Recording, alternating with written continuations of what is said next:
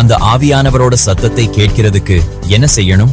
முடிவு பரியந்தம் அவருடைய வசனத்துல நிலைச்சிருக்கிறதுக்கு என்ன செய்யணும்? பரலோக ராஜ்யத்துக்குள்ள போறதுக்கு என்ன செய்யணும்? இப்ப இருக்கிற வியாதியிலையும் போராட்டத்துல இருந்தும் விடுபட என்ன செய்யணுங்கிற சத்தியத்தை ஆவியானவரே உங்க கூட பேச வைக்கும். இந்த எல்லா கேள்விகளுக்கும் ஒரே பதில், அதுதான் இந்த சப்ஸ்டன்ஸ் இஸ் கிரைஸ்ட். எஸ் ராஜாவே, உமக்கு நன்றி.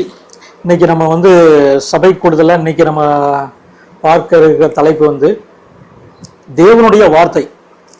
அதாவது எல்லாருமே என்ன சொல்றாங்க அப்படின்னா, அந்த பைபிள் எல்லாமே பரிசுத்த ஆவியினால அருளப்பட்டது தானே, அப்படி இருக்கும்போது எல்லாமே ஒன்று தானே அப்படின்னு சொல்றாங்க. ஆனா அப்படி அல்ல. வசனத்தின் பிரகாரம் பார்க்கலாம், எல்லாமே தேவனுடைய ஆவியினால் அருளப்பட்டதான். அதாவது ஆதியாகமம் முதல் வெளிப்படுத்தினவருடைய அவருடைய ஆவியினால் அருளப்பட்டதான். ஆனா ஒரு குறிப்பிட்ட சாப்டர்ஸ் தேவன் தன்னுடைய வாய் திறந்து சொல்லியிருக்கிறார். ஸோ அந்த வார்த்தை தான் தேவனுடைய வார்த்தை. அந்த தேவனுடைய வார்த்தை மட்டும்தான், அந்த விதை தான் முளைக்குமா. ஏன்னா அதுதான் உயிருள்ள வசனமா. ஏன்னா அது உயிருள்ளவர் நம்மளுக்கு சொன்னதுனால. மற்ற எல்லா வார்த்தையும் ஒரு மனுஷன் மூலமாக கொடுத்தாரு, அதனாலதான் அது வேத வாக்கியங்கள். ஆனா இந்த வார்த்தை தேவனே நமக்கு கொடுத்தாரு. ரெண்டுக்குள்ள வித்தியாசம் இருக்கு.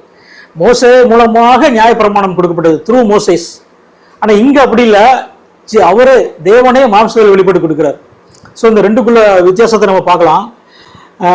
மேத்யூ 4:4 4:4 அவர்மாக மனுஷன் அப்பத்தினாலே மாத்திரமல்ல தேவனுடைய வாயிலிருந்து ஒவ்வொரு வார்த்தையினாலும் பிழைப்பான். ஸோ இதை நம்ம முக்கியமா பார்க்கணும். அதாவது இந்த வசனம் தெளிவா சொல்லுது, தேவனுடைய வாயிலிருந்து புறப்படுகிற ஒவ்வொரு வார்த்தையும், இதுதான் தேவனுடைய வார்த்தை. அவர் மாம்சத்துல வெளிப்பட்டு இந்த வார்த்தையை கொடுக்கறதுக்காக தான் மாம்சத்துல வெளிப்பட்டார். அப்படி அவர் வாய் திறந்து சொல்ற இந்த வார்த்தை தான் தேவனுடைய வார்த்தை. இந்த தேவனுடைய வார்த்தைய ஒரு மனுஷன் மூலமா அது கொடுத்தாரு அப்படின்னா அது வேத வாக்கியம். இந்த ரெண்டுக்குள்ள வித்தியாசம் நம்ம நல்லா புரியணும். இப்போ இந்த வார்த்தை தான் சுவிசேஷமா நம்ம அறிவிக்கணும். இந்த தேவனுடைய வார்த்தை தான் நம்ம சுவிசேஷமா அறிவிக்கணும். ஏன்னா இந்த வார்த்தை தான் தேவனுடைய சாயலை நம்மளுக்கு கொடுக்கும். பரலோக ராஜ்யத்திற்கு போக வைக்கிறதுக்கான கனிகளை இந்த வார்த்தை தான் கொடுக்கும், வேற எந்த வார்த்தையும் கொடுக்காது. ஸோ மற்ற வார்த்தைகள் எல்லாமே இந்த வார்த்தையோட டெஃபனிஷனை தான் அவர் கொடுத்துருக்காரு.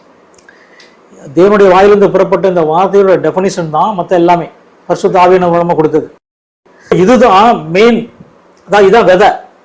இந்த விதை இருதயத்தில் விழும்போது மட்டும்தான் அது முளைக்கும், அந்த தேவ சாயலை கொடுக்கும், கனி கொடுக்கும் எல்லாமே. ஸோ நம்ம ஒன் பை ஒன்னா பார்க்கலாம். இது தேவனுடைய வாயிலிருந்து புறப்படுகிற வார்த்தை அப்படின்னு போட்டதுனால இது வேர்ட் ஆஃப் காட், தேவனுடைய வார்த்தை.